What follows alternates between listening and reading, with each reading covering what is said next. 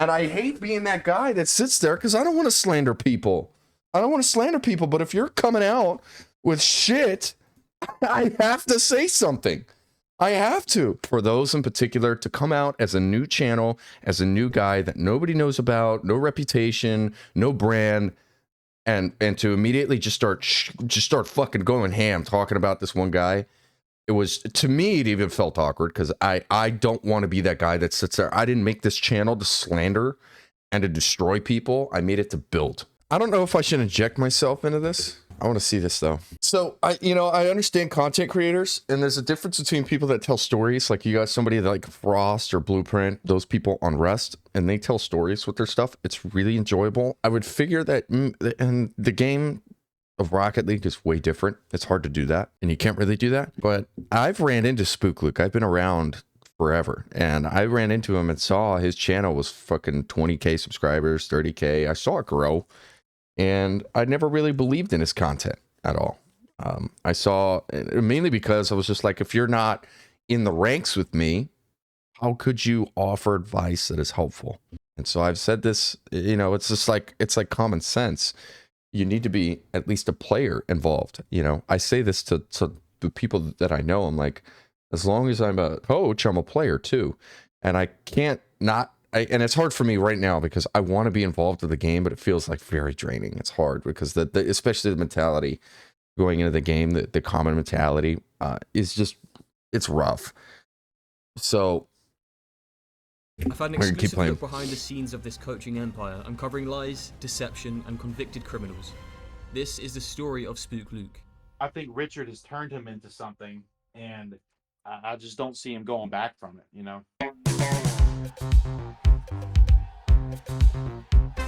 The Grand Champ Bootcamp, or GCB, the service that offers to unlock your full potential with a 12-week coaching program alongside some of the best coaches in the game. There is no setup quite like this in Rocket League. This million-dollar idea started with Luke uploading Rocket League tutorials to his YouTube channel over 3 years ago, which he used as a main traffic source to direct players towards the GCB. And on the surface, Luke's videos are informative for lower-ranked players who need basic information to rank up. Getting a coaching session from him was like incredible because he could do so much stuff that I couldn't do and didn't ever think I'd be able to do. But if you dig deeper, there are some instances where he has left people in higher ranks scratching their heads as to how this man runs $1 million coaching business. I honestly think getting out of Plat is just waiting back and just not go.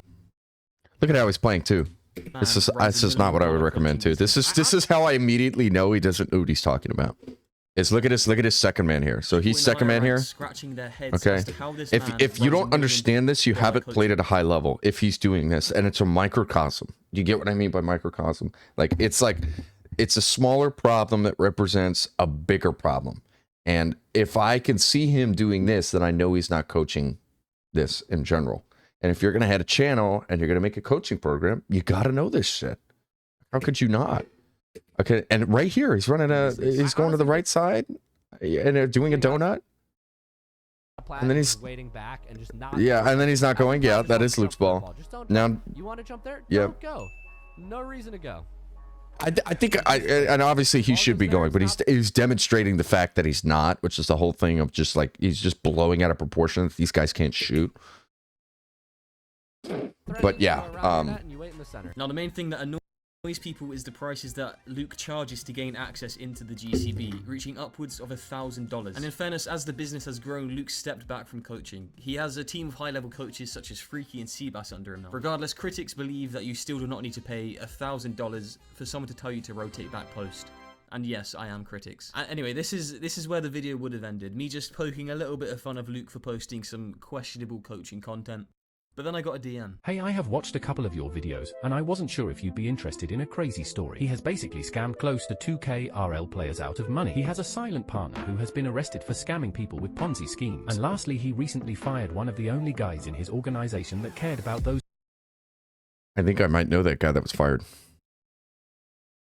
I may. in the server. So naturally this grabbed my attention and I set out to work to answer the following questions. Is spookluke a scammer? Who is Luke's criminal partner? And who was the community man that was fired by Luke? I was lucky to get into a call with Luke's former lead salesman called Django, who explained a lot more than I ever could have asked for. But first it's important to give some context. Most of what Luke has formed his business model around is what a man named Richard Yu has taught him. I can't play Rocket League anymore without just thinking about like the just complete and utter wickedness of Richard. Richard is the bad person. A quick Google of his name shows that Richard has been previously charged with insider trading and accused of scamming by a lot of people. He now runs a business coaching operation which spookluke is signed up to. And Luke got Richard Yu to teach Django how to make money through sales, and it worked very well. And in a sense I'm kind of glad because Luke allegedly pays That Richard is Yu ridiculous. $10,000 a month for his business courses. Richard is a master salesman. I will give him that. I made him over $100,000 in the first 4 months of me working. It's one thing getting people to pay $10 for a session, let alone $1,000 for a 3-month course. So how does Luke get so many people to sign up? We had this girl named Haley and this kid named Prag, right? They would log into Luke's Discord, and when people would message Luke, they would just copy and paste messages to all the people that had The replied. customer would then be sent to Django, who would prioritize customers who are willing to spend more. And Django would talk to the customer and follow a script given to him by Luke and Richard to get them to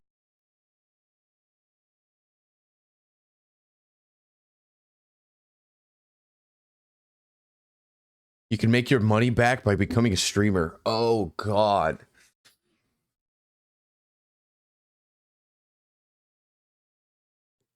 Oh, God.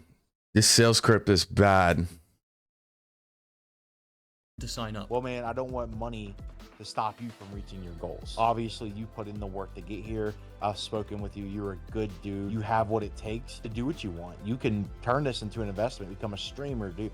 You know, you can make your money back off this. If this is something that makes you happy, you should do that. How about if you sign up today, I can go ahead and give you a one-time discount and get you in for $1,000. Does that sound good?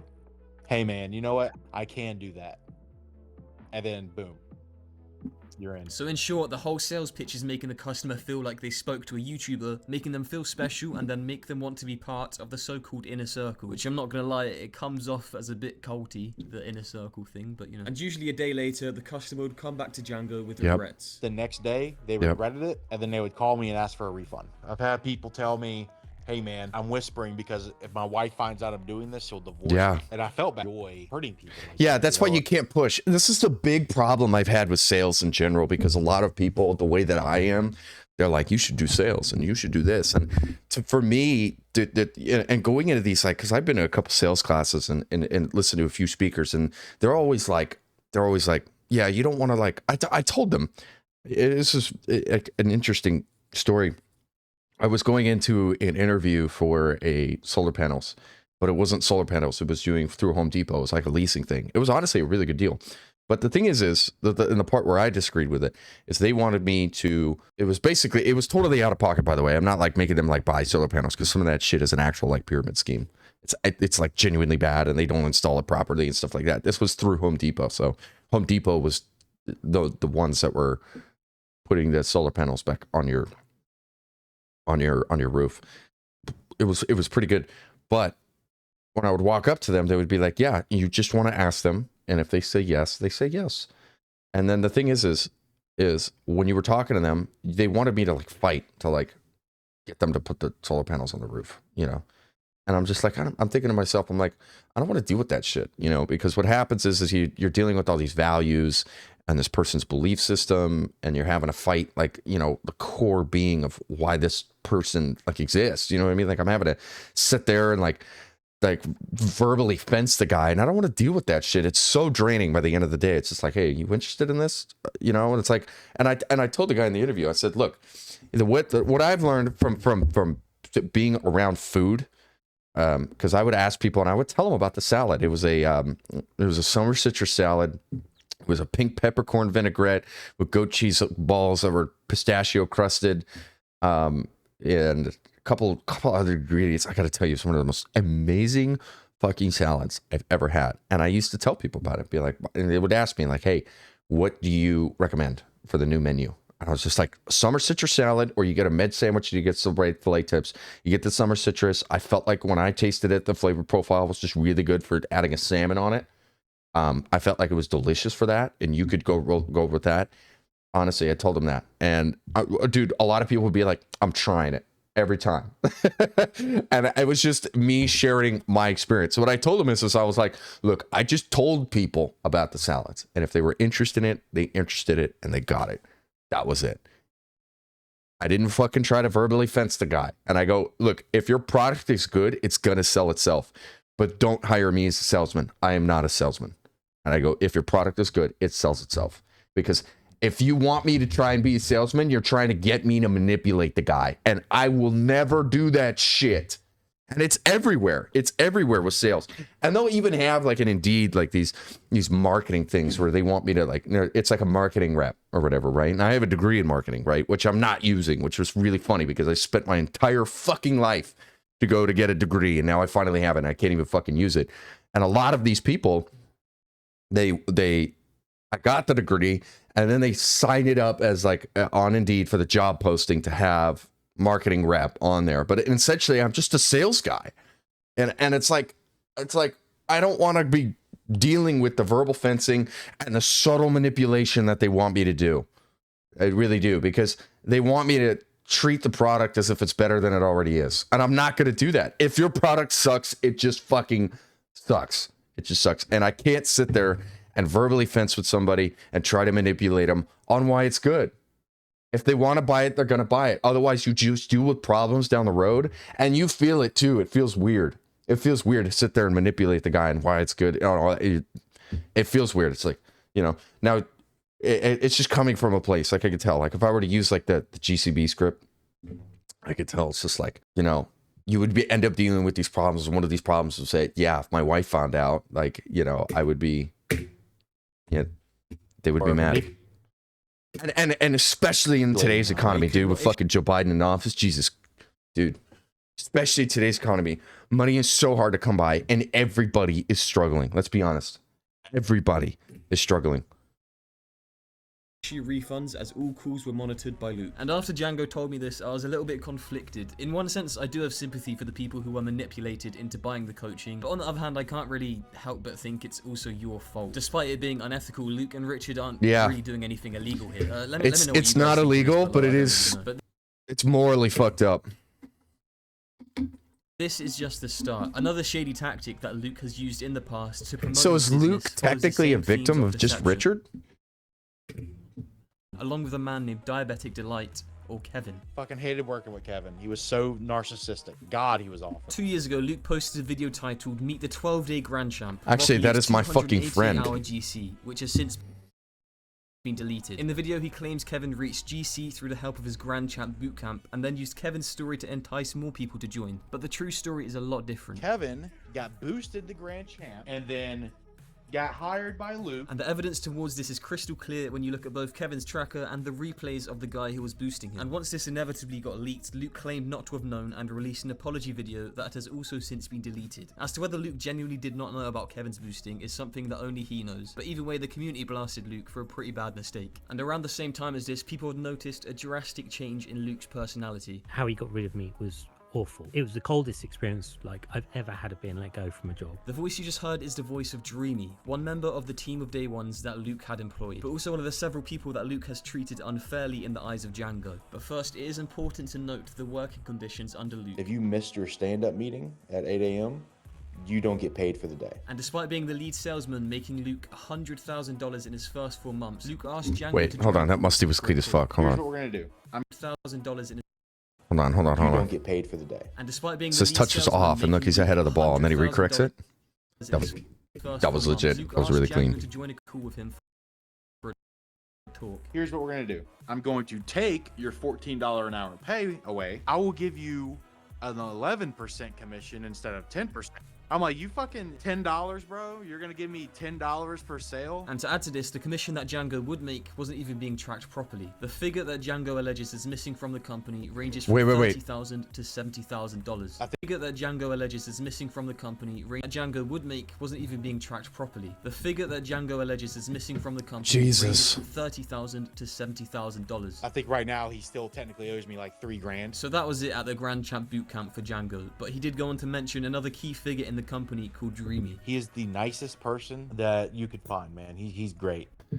Yeah, so I want to show you something. So I'm going to go to my alternate channel right now because I want to show you. I've been speaking out on this guy because I didn't think that there was any manipulation, but I felt like that there were people that were just maybe too naive or anything like that. So much that I started really posting on my channel that you need to stay away from this guy. I started posting it. And I honestly received some feedback that was really like, I receive a lot of positive feedback recently for my videos. For those in particular to come out as a new channel, as a new guy that nobody knows about, no reputation, no brand, and to immediately just start fucking going ham talking about this one guy. It was, to me, it even felt awkward because I don't want to be that guy that sits there. I didn't make this channel to slander and to destroy people. I made it to build. So it already like doesn't align. But the thing is as a coach, when you're building, when you're out there talking to people, you have a responsibility to know what the hell it is that you're talking about. And there's a certain degree of how much you don't know that is acceptable, because you're always going to end up like, let's say this is the knowledge that you have. You're always going to refine the top end of it. You're never going to know fully what it is at the end. You're never going to know. So there is the don't know what you don't know. Okay, I got my friend texting me. There is the you don't know what you don't know, but then there's also the back end, which is you don't know anything, right? So let's just say that you're supposed to be in the top end somewhere, and where I disagreed was he was all the way over here. And how did I know? Well, because he wasn't in rank B in the 6-mans with me. So I knew he wasn't playing at my level. He wasn't seen. Nobody knew who he was. Like, a lot of the guys that are modern day pros right now were guys that were in the 6-mans with me, like in rank A and in rank B plus. Like TSM's guys were all guys I used to play with. Parth came out of nowhere and he just played in teams only. Good for that guy. Came out of there's just a million other things I could get into, but he was not there. And you have a responsibility to be in the top end and know what it is that you're talking about, and he did not. And that's the part that really got me, because I felt like I was like, if you're coaching there and people don't know what they don't know and they trust your judgment, and you're sitting there talking about shit that honestly doesn't help them, you're just perpetuating more of the problem. And as a coach, for me, I hated the fact that to this day, right now, when I go and I coach people, they're all used to the Verge rotations and shit like that. That the way that they coach is just the way that they play is not suited towards tournament play, and it doesn't really work. And they have a lot of these bad habits that I have to coach out of, that honestly I felt like, and from what I've seen in the videos from content creators, they've learned from content creators. So to me, I have to go into these coaching sessions, reverse what people have done, and then try to build. And I don't even think it should be like that. I mean, to a degree that's acceptable, but to the extreme that it's in right now, on top of the mentality that we're in, fuck no. It makes us like this like coaching potpourri that is just really, for me, it's hard to find enjoyment out of sitting there telling people, honestly, you've been taught wrong, And I hate being that guy that sits there because I don't want to slander people. But if you're coming out with shit, I have to say something. I have to. So hold on, I'm going to show you. This was, yeah, this is it. I wanted to make a lot of videos that talked about this in general. And my mic is totally bad, honestly. But I start explaining a lot of the stuff that's going on. Honestly, you can see the same movement that I was talking about earlier in the video. I'm here. I'm putting it on camera. He can catch up to you and then take it back on, which is exactly what you did. Honestly, perfect. Look, you could watch the video, but that was fucking weird. First of all, why the f is he up his ass in the first? Dude, you're in their box. You should not be in their box unless it was like an absolute disposition. Yeah, this is a Rocket League map. So here's what you got. You got 3 lines. Okay. Okay, and I start explaining that. Okay, so I'm sitting here and I'm watching a very controversial video that I honestly probably shouldn't even be talking about. And I was actually asked not to make a video about this. Hey, just don't get involved. Don't force yourself into the drama. The reason I made these channels is to come out with information that people could understand, right? And not only that, but the right information. But what I saw from the information from these there's a very select few of coaches and mostly content creators, was that the information was just so far off from what it needed to be that I created my channel to try and talk about what you need to do in order to get better. And like truly from a player, not from a coach. Fuck the coach thing, because I was a player and I'd been involved at the very, very high levels. And then I got burnt out, honestly, by my own mentality from the game, but also from other people's mentality going into it, that when you get into the high level, it's really like mentally, like it puts a big strain on you. And if you don't believe me on that, a lot of the pros have retired from that shit. Just saying, it's not typically enjoyable. Like Ronaldo has had a great career for, I don't know, 17 years playing soccer.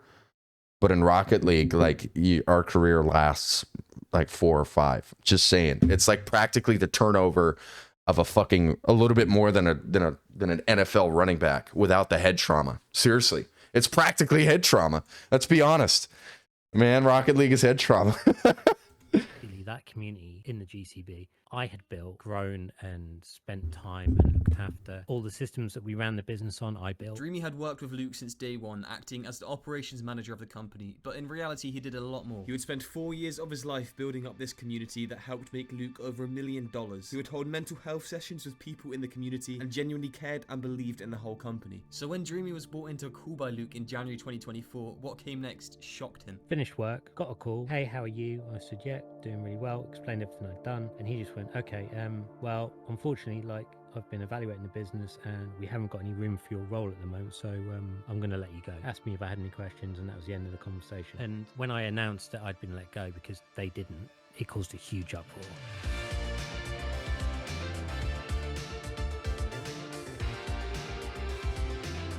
This led members of the GCB to leave en masse, and to make matters worse, Luke deleted Nick's goodbye message to the Discord server, and as a result of this outrage, a public apology from Luke was released. Luke acknowledged that the delivery of him firing Dreamy was cold, stating it was due to him being very emotional at having to fire him. He said budget cuts were the reason Dreamy was let go, and offered a big thanks to Dreamy in the 3-page public apology. And once again, whether Luke is being genuine or just following Richard Yu's advice is a contentious topic, but regardless, Dreamy offered an optimistic perspective. When I read the announcement, it felt heartfelt. If I went back to 21-year-old me, I could almost guarantee that, you know, I probably did a load of dumb stuff. And after That double touch was so nasty. 21-year-old me, I could almost guarantee that, you know, I probably did a load of dumb stuff. And after hearing this from Dreamy, I can understand why he was so highly regarded in the community. However, one thing is for certain. Wait, the Kingpin. I know that guy. I can understand why he was so highly regarded in the community. Oh my god, I know that guy. However, one thing is for certain. With Richard Yu, it is apparent that morals and ethics are the last thing that he cares about in business. Maximizing profits at any cost comes first, and Luke's decisions over the years have reflected this ideology. So what comes next for Luke and the Grand Champ Bootcamp? The community fallout from Dreamy's firing is still taking effect. Luke released another 4-page document in February 2024, basically saying that he sucks at community management, which is fair, I'd say. Luke has recently released a 1 hour and 20 minute long video going over all of his past controversies, and I'm not gonna lie, I do not hate myself enough to watch all of that. But someone else does, and he basically debunked the whole video, calling Luke a liar and the GCB a giant scam. If you want to have a read through that, the link is in the description. Meanwhile, I don't know if I could read. I'll skim through it, but set up to entice people who are leaving Luke's server. It's basically the same thing, but admission fees are only $50. And finally, I did some snooping on Luke's LinkedIn page, where he posted that he was looking to expand his coaching empire across more game titles. So it looks like that he's not going to stop anytime soon. If I were to give any advice to someone working with Luke in the future, it would be to not get too comfy. But that is the story of the Grand Champ Bootcamp so far. Let me know your thoughts of spookluke in the comments, and remember to like and subscribe, or else you'll have to pay $1,000 for Luke's coaching. And shout out to Swordfish Esports too, because without their help, this video would not have been possible. If you're looking for a fun and competitive community, go check them out in the description as well. ouch. To me, it looks like that Luke wanted to grow his content creation, but he's kind of a victim of Richard. That's really sad. That's what it looks like. Honestly, that's the whole thing where I was talking about, and the reason that some of the videos that I come out with are more heart-centered, but you could really feel it in your heart, whether you're doing something, where it's coming from. And, you know, if I'm reading like a GCB script, it feels tense. I feel like this. But if I'm reading something that is very, like if I'm reading one of my own scripts and I'm really just putting my heart down into it, it's way different. And it feels like a deep breath, you know? And I think your content should be centered around having that deep breath, and it shouldn't be the thing where you just constantly. So I do believe in pushing yourself, but not pushing yourself to the extent that it actually becomes not self-serving, because then you end up doing things not from here, and it needs to be an extension of the soul. So if it's seasonal, and maybe you once every 3 months, maybe you feel it from there and you go into it, that's great. But you know. Let's see. The description had, "Hey man, you lied. You told me the thing." I was gonna read a little bit of it. Fair use, copyright disclaimer. So this is so he doesn't get into court. This video has no negative impact on the original works. Yeah, neither do mine. So let me put that. Let me copy this. Okay, he's saying that. Okay, so I'm gonna copy that. Thank you, speech. I'm gonna copy that, put that in my video. I don't believe that I need to constantly make content that is around that, and that is around basically trying to slander somebody. I don't think that's the way to go. I don't like it. However, it is important enough that you should speak out about something. Then by all means, 100% you can, you know, and I think it should be encouraged. And this is how it happens. Like, this is how what happens. I don't know what the fuck I'm saying. All right, well, that video wasn't as in-depth and bad as I thought it would be. Honestly, I thought it would be a lot worse, but I think he may end up pulling through in his brand and increase it into something else. But it's a lot, man. That's a lot to go through. It is really hard to continue moving forward from that point on, you know, with that much of a stink in your thing, in your brand image. Also, I don't think you should be taking Richard's advice like at all. I think you just gotta, when it comes to content creation, you gotta speak from the heart, dude. And people will feel it out, and they'll still judge you on your bullshit, and they'll still call you whatever. They'll find a million reasons to hate you, because I got to tell you, some of the hater comments that I've gotten have been ridiculous. And, you know, whether or not it's me being too harsh, or, you know, how can you be this harsh to a 12-year-old and yell, but you'll be so heart-centered in some of your content? It's like, because those are pulling from two different places. Just a human being, bro. Just chill. It's, you know, when you play the game, you're wildly competitive, and a lot of it, bro. I used to be fucking ridiculous on how intense I was when I played this game. Now it's been leveling out like a lot. But you gotta come from the heart, man. You can't really do anything else. I just don't see it, because you know, if you're coming from the heart, people, they're still gonna find reasons to hate you, but whoever is with you, you're gonna pull with you, and you're gonna grow together. And I think that's the whole point of creating the community. It's not essentially that you're leading, but rather you're just going first. It's a big difference. Leadership is not a authoritative, I'm that guy. It's I'm just doing this first. And you pave the way for yourself. And as you do that, people follow you. Because people want the same thing you do. So when you pave the way forward, you are paving the way for the other people behind you as well. That's what leadership is, and pioneering and stuff like that. So that's what I'm trying to create with my channel and stuff right now, because it's really, really difficult to be a player, man. It sucks. Being a player right now totally sucks. I feel it too, man. I hate it. So, all right. Well, thank you for tuning into this video. It was a bit of a longer one. So much love, everybody.